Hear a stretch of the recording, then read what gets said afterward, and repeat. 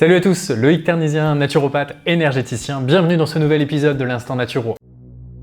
Aujourd'hui, on va parler d'un sujet mais super classe, les verrues. Et pour revoir tous les épisodes super classe de l'Instant Naturo, je vous invite à vous abonner à la chaîne.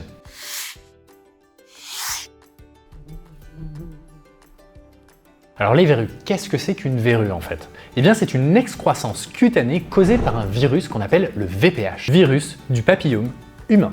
Les verrues sont extrêmement courantes, il y a à peu près 25% de la population qui va avoir un jour dans sa vie des verrues. Il en existe de plusieurs types, 6 précisément, la vulgaire, la plane, la plantaire, bref, je suis pas là pour toutes les lister, mais gardez en tête qu'il y en a plusieurs. Il existe d'ailleurs 70 souches différentes de VPH, et elles se développent à partir du moment où notre système immunitaire est défaillant. C'est-à-dire qu'elles se développent quand celui-ci est un petit peu plus faible pour tout un tas de raisons. En termes préventifs, évitez de marcher pieds nus dans les endroits publics, c'est là qu'elles se promènent les cocottes. Et pour booster votre immunité, ayez une bonne hygiène de vie avec une alimentation qui soit anti-inflammatoire, qui soit équilibrée, plus riche en légumes et en fruits d'origine bio qu'en protéines. Évitez l'alcool, le tabac et privilégiez les vitamines du groupe B ou l'ail. Et si malgré tout ça, une petite verrue vient s'installer dans votre peau, vous pouvez appliquer l'une de ces 3 astuces. 1. Vous pouvez utiliser l'huile essentielle de cannelle écorce, Cinnamomum verum. Et on va l'utiliser justement pour ses propriétés dermocaustiques, c'est-à-dire qu'elles vont brûler la peau. Vous pourrez mettre une goutte d'huile essentielle sur un coton-tige et tapoter la verrue avec le coton-tige 2 à 3 fois par jour. Et pour les adeptes du zéro déchet, vous pouvez réutiliser le même coton-tige. Généralement, la disparition peut prendre un mois. Attention, car on n'utilisera pas cette huile essentielle si vous êtes une femme enceinte, une femme allaitante, un bébé ou bien entendu proche des parties sensibles, les yeux, les organes génitaux, etc.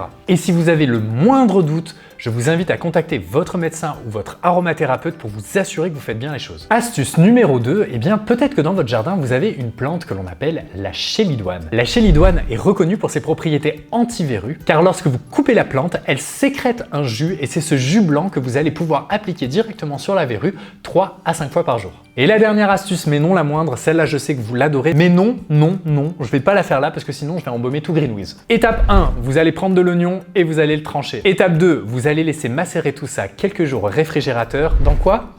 Du vinaigre. Étape 3, vous allez prendre une rondelle d'oignon que vous allez poser délicatement sur votre verrue. Étape 4, vous m'enrubanez tout ça dans un joli petit bandage, vous mettez une belle petite chaussette et vous allez vous coucher. Vous faites ça tous les soirs jusqu'à disparition de la verrue. Par contre, on ne réutilisera pas l'oignon le lendemain matin. Je sais, c'est pas très anti-gaspi, mais à la place, mettez-les au compost. Et vous le croirez ou non, l'astuce numéro 3, c'est du tester et approuvé par votre naturopathe. C'était le remède de ma grand-mère. Peut-être que de votre côté aussi, vous avez des super remèdes de grand-mère à nous partager pour faire disparaître les verrues. Je vous laisse nous dire tout ça dans les commentaires. Encore une fois, merci d'avoir regardé cet épisode de l'Instant Naturo et je vous dis à très bientôt pour un nouvel épisode. Salut!